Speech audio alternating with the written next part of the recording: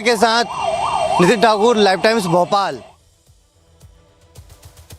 दिल्ली में हार की हैट्रिक लगा चुकी कांग्रेस में संगठन को चुस्त दुरुस्त करने की कवायद शुरू हो चुकी है। शुरुआत पूर्वोत्तर राज्य असम और दक्षिण के राज्य केरल से हुई। पार्टी आलाकमान ने इन दोनों राज्यों के आला नेताओं से बातचीत की और 2026 में होने वाले विधानसभा चुनाव को लेकर रणनीति पर मंथन किया। तो क्या कांग्रेस ने महाराष्ट्र, हरियाणा, दिल्ली में हार से सबक ले ली है? देखिए।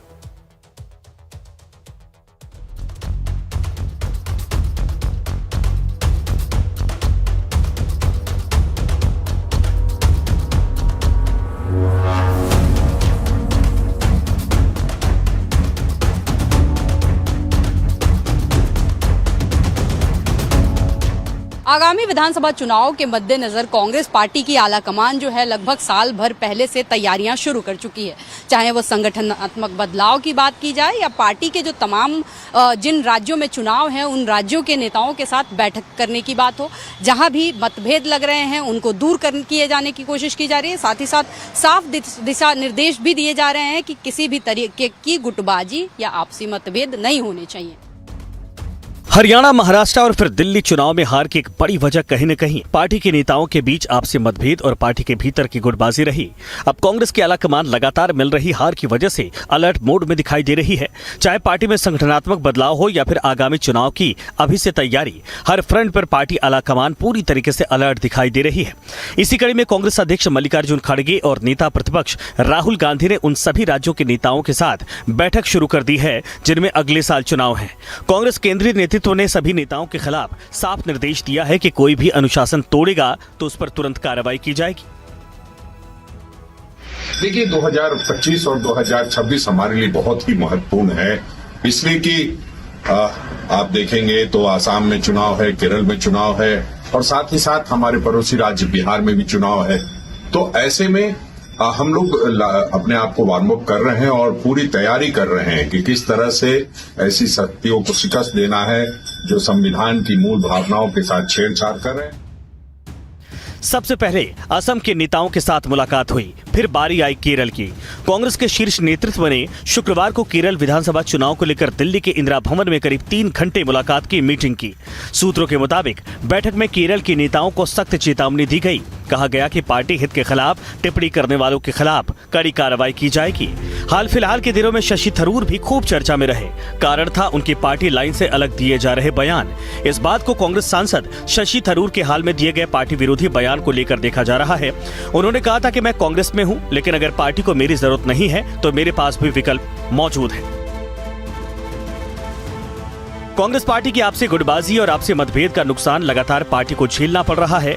हाल के वर्षों में देखा गया है कि पार्टी के कई दिग्गज नेता पार्टी छोड़कर बीजेपी या फिर सहयोगी दलों में शामिल हो गए हैं। ज्योतिरादित्य सिंधिया, RPN सिंह, जितिन प्रसाद, मिलिंद देवड़ा और कैप्टन अमरिंदर सिंह सरीखे दिग्गज नेता पार्टी की अंदरूनी राजनीति से निराश होकर पार्टी छोड़ चुके हैं। देर से आए दुरुस्त आए, मैं तो इतना ही कहूँगा। और कांग्रेस को बहुत पहले अपने आप को सजग कर लेना चाहिए था, और अगर करते तो शायद महाराष्ट्र या हरियाणा में ये वो ना होता उनका जो हश्र हुआ।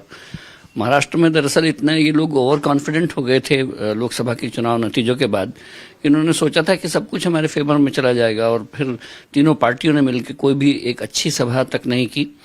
उसका नतीजा आपको देखने को मिला। बीजेपी ने उससे बहुत अच्छा सबक लिया था और उनको लग गया था कि नैरेटिव हमारे खिलाफ है, तो उन्होंने अपने नए नैरेटिव बने। कांग्रेस केरल में सत्ता में वापसी का ताना बाना बुन रही है। हालांकि कांग्रेस सांसद शशि थरूर ने जिस तरीके से सियासी तेवर दिखाए हैं उसके बाद पार्टी की टेंशन बढ़ गई है। केरल में कांग्रेस पहले ही 2 गुटों में बटी है। एक गुट रमेश चेन्निथला का है तो दूसरे की अगुवाई कांग्रेस के संगठन महासचिव KC वेणुगोपाल कर रहे हैं। ऐसे में अब शशि थरूर के रूप में तीसरा धड़ा खड़ा हो रहा है। अब कांग्रेस का आने वाले चुनाव में प्रदर्शन कैसा रहेगा ये तो कहना मुश्किल है, लेकिन पार्टी पुरजोर प्रयास में जरूर जुट गई है। साथ ही उत्तराखंड में 2027 में चुनाव होने वाले हैं। चुनाव को लेकर दिल्ली में आज उत्तराखंड प्रभारी कुमारी शैलजा के साथ उत्तराखंड के नेताओं की बैठक हुई, जिसमें हरीश रावत, प्रीतम सिंह, करण मेहरा, गणेश गोदियाल, यशपाल आर्या समेत तमाम उत्तराखंड के बड़े नेता मौजूद रहे।